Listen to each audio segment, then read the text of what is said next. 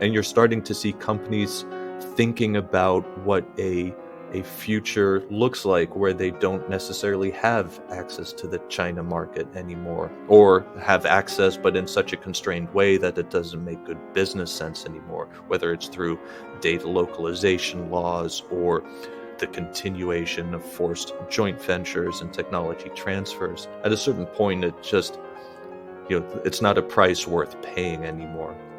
And so I think a lot of the shift is largely due to self-inflicted actions by Beijing, and not so much the persuasive power of U.S. government officials. I'm David Priest, publisher of Lawfare, and this is the Lawfare Podcast for October 6th, 2022.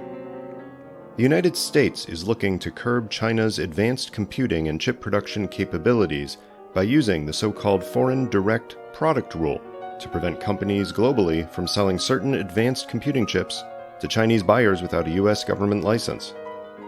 To understand the background, the details, and the implications of this, I sat down with Martin Rasser, Senior Fellow and Director of the Technology and National Security Program at the Center for a New American Security.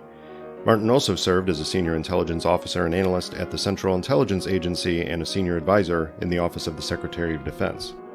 We talked about the nature of the semiconductor industry, what a Foreign Direct Product Rule is and what it can do, whether the Commerce Department is well positioned to do what's proposed, the tension of working with allies versus going it alone, and the precedent of U.S.-led actions against Huawei. It's the Lawfare Podcast, October 6th. The U.S., China, and semiconductors. Martin, let's start out by setting the stage. Can you describe for us the overall state of the semiconductor industry, particularly as it relates to these different dynamics and interests from the United States, China, Taiwan, and so on? Absolutely, David. Well, first of all, great to be back. It's been a little while, but I've been looking forward to this conversation. Yeah, so the semiconductor industry is front and center, right? It's been in the news, it seems, almost every day for several years now.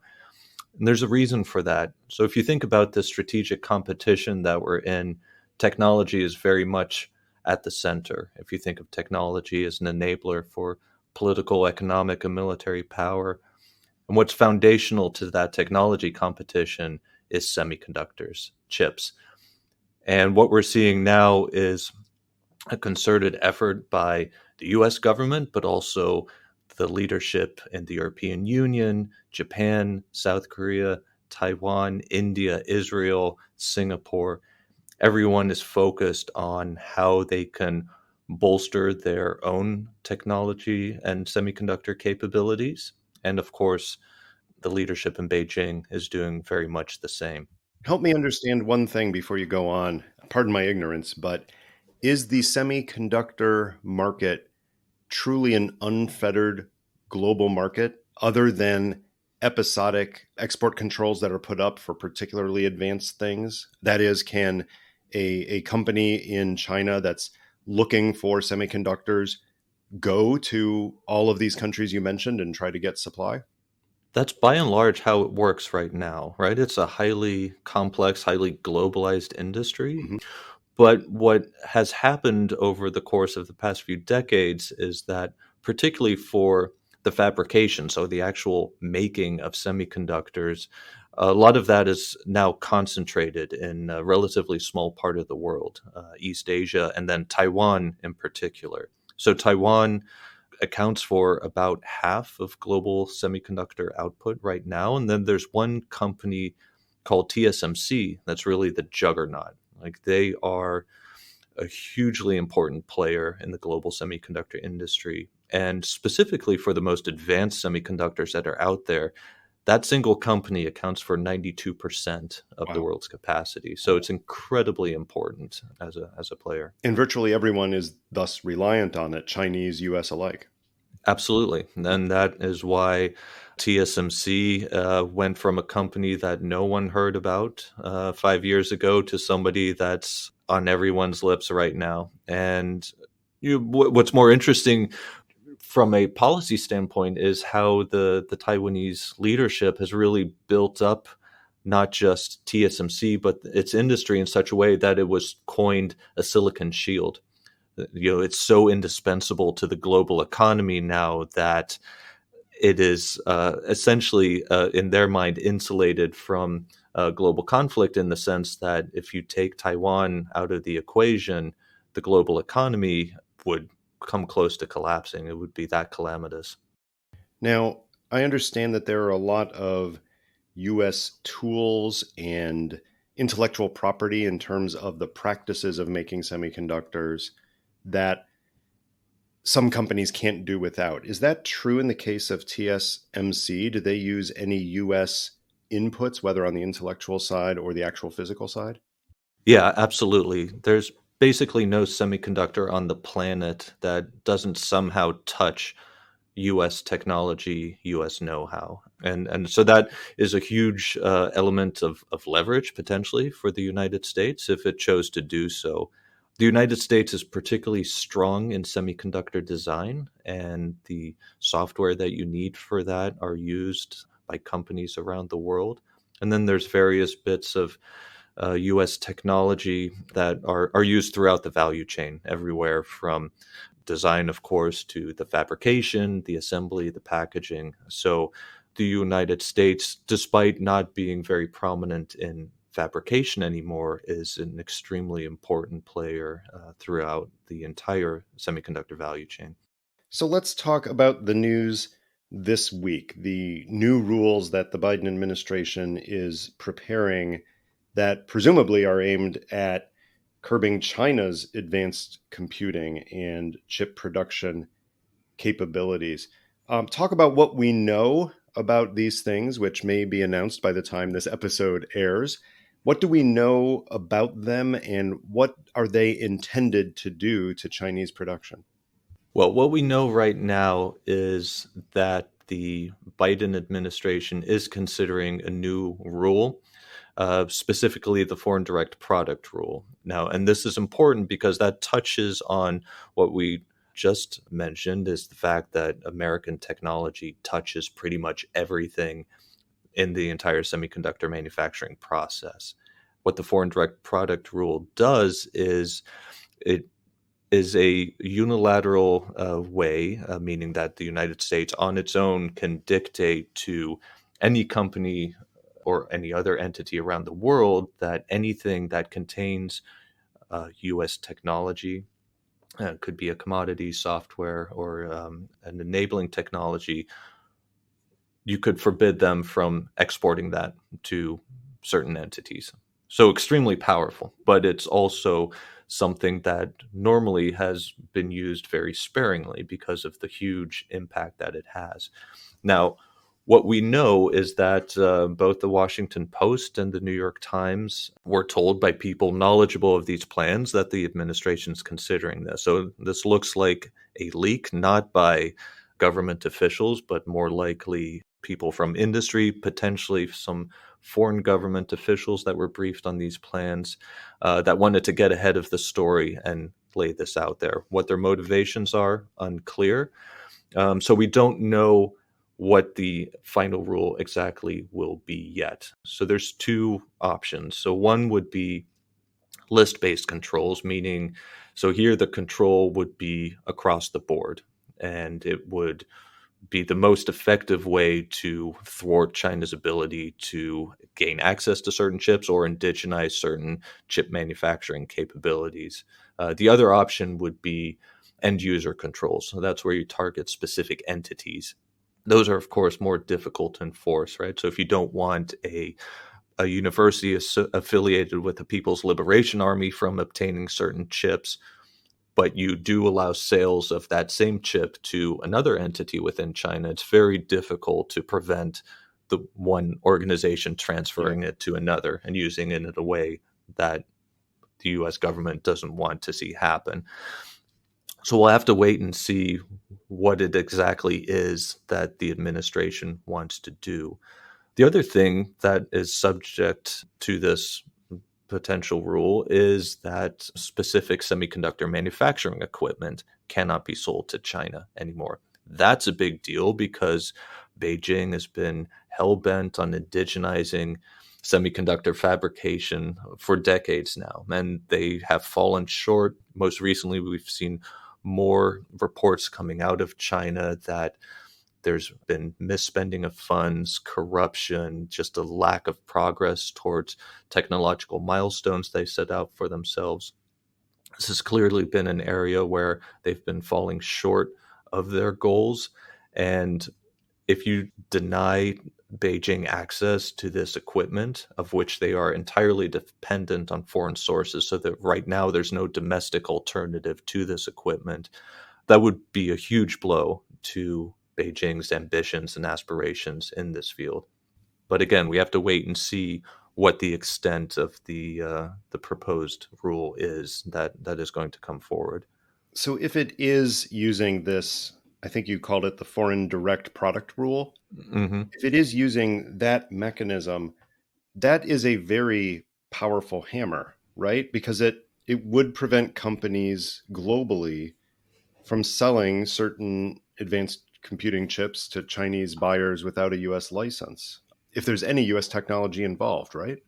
Absolutely, yeah, and that's why it's most likely this news is causing a lot of consternation in allied capitals. So think of The Hague, Tokyo, Seoul, Taipei.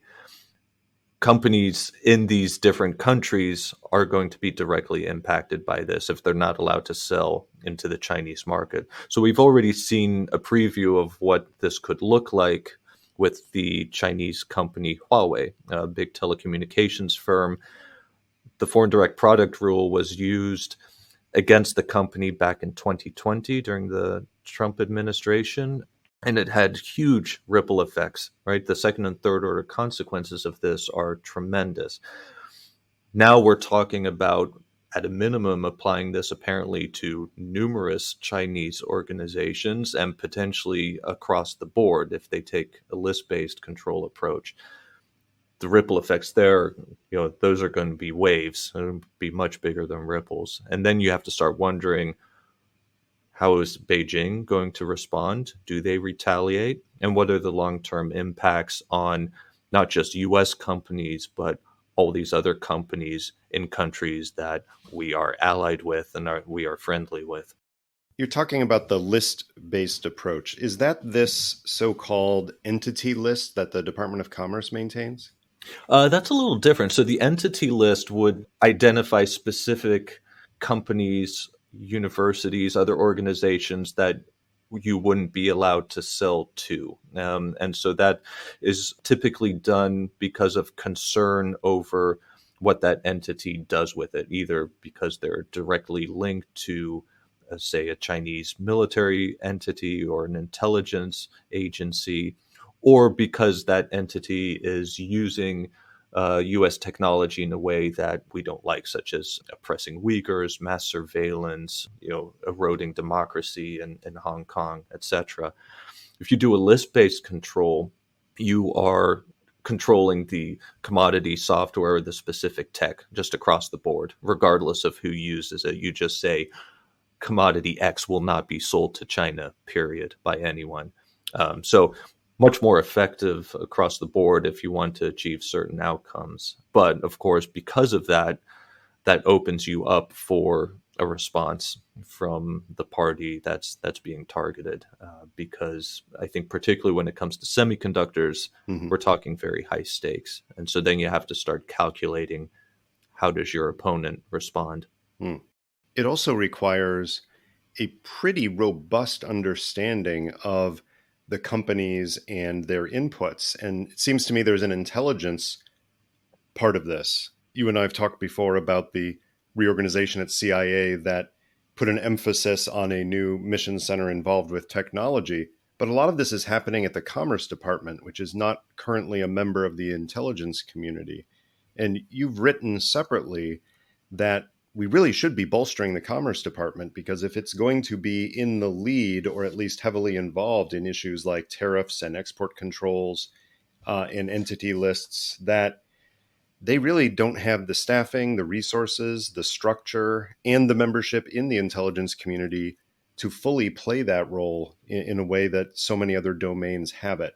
Explain to me how the Commerce Department is placed now to be handling some of this work, and whether you think they're, in a sense, up to the task of going through all of that due diligence to understand the lay of the land well enough of these companies and their interactions and the likely responses of the governments for actions such as these.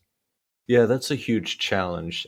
The Department of Commerce is in a difficult spot right now. As you mentioned, right? They just don't have the people and the financial resources, or in some cases, even the authorities to be able to access all the information that they would need for this type of decision making. So, what I suspect is happening now is that it's the intelligence community largely working with the National Security Council staff, if they are taking in particular an entity-based approach, having the IC tell the NSC staff, here are the specific organizations that you need to be focusing on in order to achieve the policy objectives that you're looking for.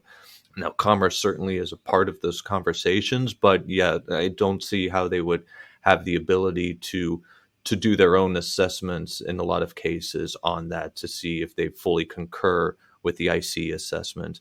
I think the best near term solution would be to have commerce be a formal part of the IC, or at least a portion of the Department of Commerce, so that they can better integrate in these assessments and the decision making that goes along with it. Absent that, do you fear that any moves such as these proposed rules will inherently fail at some level just because the information picture isn't strong enough on all of the, I mean, maybe on the direct effects, but on the secondary and tertiary effects? Do you fear that we're just not there yet?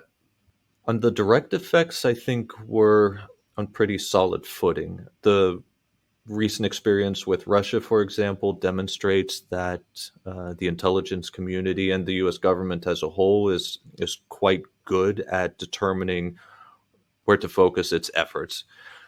The second and third order consequences, yeah, that's going to be difficult, right? Particularly given that no government has ever attempted something like this. Using the foreign direct product rule to this extent, there's going to be unintended, unforeseen consequences coming out of this. There's no question in my mind about that. What I would be looking for is how well prepared are we to deal with those unintended outcomes when they do arrive. A further challenge here, of course, is that the administration appears to be ready to be taking unilateral action, right? So discussions with allies and partners on teaming up on this effort didn't come to fruition. And so Washington has decided to go it alone. How do our allies and partners react to this? That does, of course, provide an incentive for foreign companies to design out U.S. content. Right.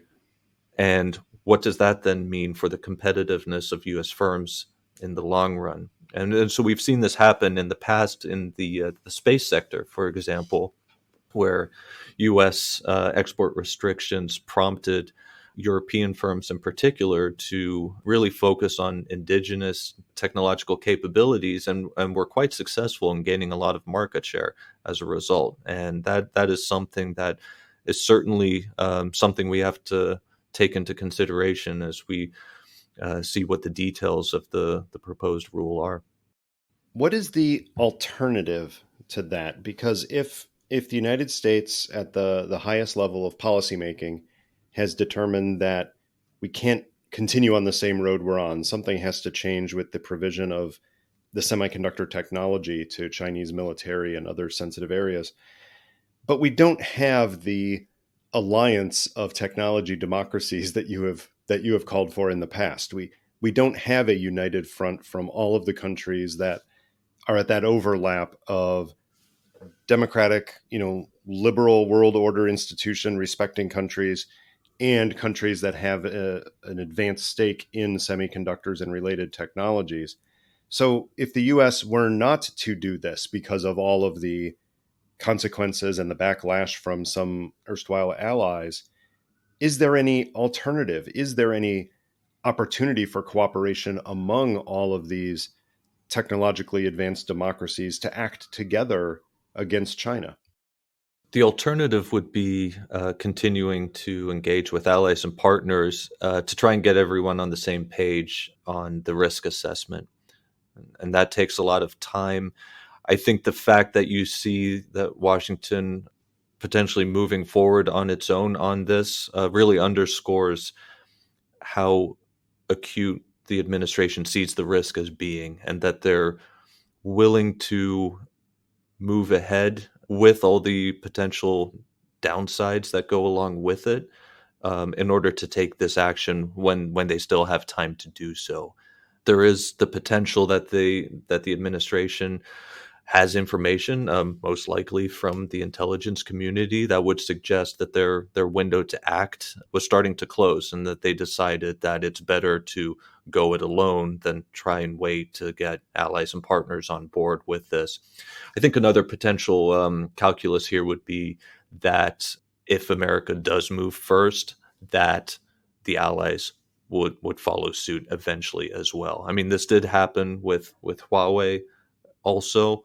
It took a little bit of time, but even with some of the turbulent times that the Trump administration caused, other allies, particularly our European allies, ended up being on the same page eventually. So that could be part of the calculus now as well. It seems like the Huawei story, the whole Huawei experience, is the dominant one for policymakers, as you said, realizing that, yes, we can do this, and allies will grudgingly, but allies will grudgingly join us, at least in some significant numbers.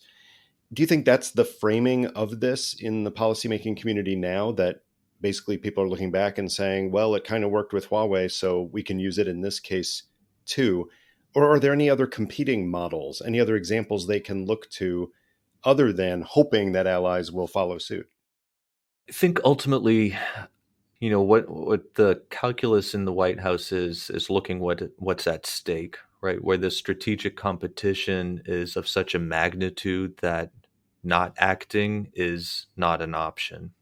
And don't forget, I mean, the current team has been in place for almost 2 years. They have done a lot in terms of engaging with the like-minded countries on technology policy matters, and there's been a lot of progress, right? And we've got the Trade and Technology Council with the EU. We have the Australia, UK, US agreement, which has a huge tech component outside of the nuclear submarine deal. We have the Quad with India, Japan, and Australia has a huge emerging tech component, not to mention all the bilateral engagements that we have with countries like India and Japan, South Korea, Israel.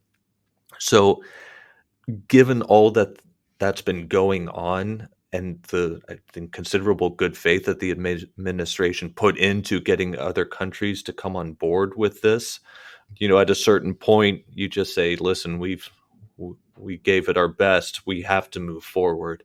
So, yeah, I don't see at this point that there's much of an alternative option, other than to just blaze a path and eventually have the allies follow suit. Given the density of the institutional framework of the Quad, that it's not just foreign ministers and the Secretary of State meeting, but you're having meetings at multiple levels of the bureaucracy, do you get the sense that this was somehow previewed or discussed at certain Quad meetings? Because Japan and India, at least, seem highly involved in this, perhaps Australia too. I don't know their technology in this area.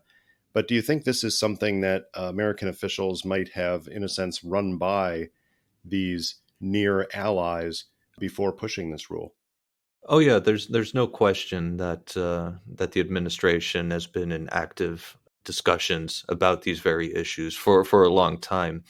The Quad is probably one of those venues, but also some other ad hoc groupings, right? Now, so, in particular, when it comes to semiconductors, Japan and the Netherlands have been critically important partners on this. So there's no doubt in my mind that Tokyo and The Hague, at a minimum, were not just aware, but were actively engaged in discussions to see if there could be some type of agreement that could be shaped. And evidently, there was a difference of opinion. I think largely differing risk assessments as to what's at stake if you sell certain types of equipment and chipsets to China, and that, at least as of right now, that those differences were such that they did not seem reconcilable in the near term. Yeah, so Washington moved forward, and I think now, as this next step, is figuring out, well, what type of information sharing and analytic exchanges can Washington have with other partners to try and close that gap, Hmm. similar to what the U.S. government did with Huawei. Actually, I should say it was really Australia and the Czech Republic that were largely leading that effort in order to really identify and articulate what the risks were. But once America caught up with the Australians and the Czechs, a lot of the efforts under the Trump administration were to engage with particularly the European allies on showing them what was at risk, right? When you have 5G as critical infrastructure, and the fact that you really cannot mitigate the threat of an untrusted vendor on these highly interconnected networks, that's the dialogue that ultimately got countries such as the United Kingdom to formally ban Huawei from their networks. I think we'll start seeing a similar dynamic in this regard, where U.S. experts are really going to have to make the case for, here's why we took this action. Here's what we believe will happen if we continue to sell this type of equipment to China. That's going to take some time, but again, I think ultimately just the practicality and the pragmatism that's involved with that. I think, yes, the other allies will eventually come around to being closer to the U.S. perspective on this. Are there any major differences there in the probable receptivity of the industry and governments in these various allies? You've taken advantage of the post-pandemic world to travel around a lot and talk to analysts and others involved in the technology industries and a lot of our allies. What have you been hearing? Are you sensing any differences, that some areas are more receptive than others to following the American lead on a topic like this? Yeah, so I was recently in Japan, South Korea, and Singapore. I think overall, the Japanese are quite aligned with the United States on their perception of China now. South Korea is as well, generally speaking, but there is some more friction in that relationship. The Inflation Reduction Act, for example, has caused consternation in Seoul with some provisions that were not well received, particularly on the EV tax credits. Singapore is an interesting case, is that in that they're kind of wedged in between the two, and ideally they would just love to see us all get along and be able to continue on. But it's important to remember that a lot of the perceptions of China have shifted sharply negative over the past few years. And it's not so much what, say, Canberra or Washington have been saying about Beijing, but it's really the actions of the Chinese Communist Party, right?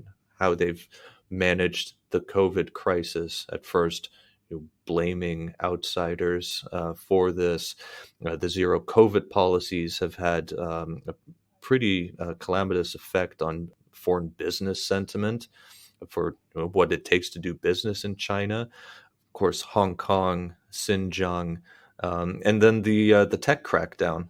And so if you see the capriciousness of Xi Jinping and the leadership in Beijing when it comes to their own tech sector, take all that together, and that has really soured people's perspective on China. And I think that makes people more realistic about considering what the prospects of being able to continue to have access to the Chinese market, what that means. Maybe you're starting to see companies on their own volition shift supply chains, and you're starting to see companies thinking about what a future looks like where they don't necessarily have access to the China market anymore, or have access but in such a constrained way that it doesn't make good business sense anymore, whether it's through data localization laws or the continuation of forced joint ventures and technology transfers. At a certain point, it just, it's not a price worth paying anymore.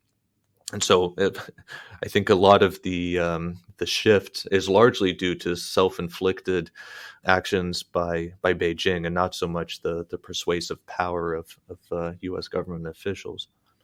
Is there one thing more than the others that is the primary U.S. concern with this advanced technology? I mean, we've been hearing a lot lately about things like hypersonics and AI. I mean, is one of those more of concern at this moment to push this rule because of known or suspected Chinese developments that will rapidly move them if they have the right technology at the right time? Yeah, that's why you're seeing semiconductors be so much front and center, right? Because they're foundational to pretty much everything that we consider emerging tech, and really the technologies that people believe will be the bedrock of the economy in the decades ahead. Artificial intelligence, of course, you need semiconductors in order to have the computing power that you need to train your algorithms and do the machine learning methods. Biotechnology will depend on chips, as will quantum computing, and pretty much the day-to-day functioning of society. So if we can't get semiconductor policy right, you can forget about all the rest, because it's all interrelated. And that's, I think, one of the biggest realizations for policymakers now, is where the tendency has always been to treat all these technology areas as independent silos, and trying to Right, right. pass bills that, well, here's our AI bill, here's our biotech bill, and the reality of it is, technology is highly diffused. The United States doesn't have anywhere near the technological dominance that it used to have in the 1960s, for example. There's capabilities all over the world, and now you have an ascendant China that is highly capable in pretty much all the key technology areas of the current century. So yeah, that means you need different types of approaches, and that means leveraging the protect agenda, economic statecraft, in a way that's never been done before. It means promoting your competitiveness in all these areas with R&D investments, industrial policies, workforce development, and it means figuring out how you better partner with your allies, because that's a huge strategic advantage that the US has that China comes nowhere close to matching. And so how do you leverage the strengths and capabilities of your friends and allies in a way that benefits all these countries? And that's the biggest challenge. And to do that in a competition with a country that is heavily entangled economically with all these other countries, it's a geostrategic challenge unlike anything we've faced as a species, which is, an absolutely fascinating time to be alive, but also one where, boy, like, the consequences of not getting it right Yeah. are tremendous. Yeah. Well, there is another case, and let me put this out there and you can correct me if I'm wrong, but I think the foreign direct product rule came up back in late February or March regarding Russia, when there was a move taken about after the invasion of Ukraine, that Russia was in fact hit with this so that any of their AI research would be affected and cut off from critical chip supplies. So, first of all, correct my premise if I'm wrong that it was the foreign direct product rule that was used in that case. And secondly, what did we learn from that case? Albeit very different situation than China in many ways, but it's been a while now since that was done. What do we know about the impact on the ability of Russian technology to carry forward? Well, in the Russia case, those actions have been extremely effective, right? And we've seen that across the board. It hit their high tech industry very hard. It hit their defense industry very hard. what was particularly notable was how quick the action was and how many countries signed on for that. Now, part of the reason for that is obviously Moscow's actions were egregious and shocking, but there's also the reality that Russia is very much not integrated into the global economy. So from an economic hit, it's minimal, right?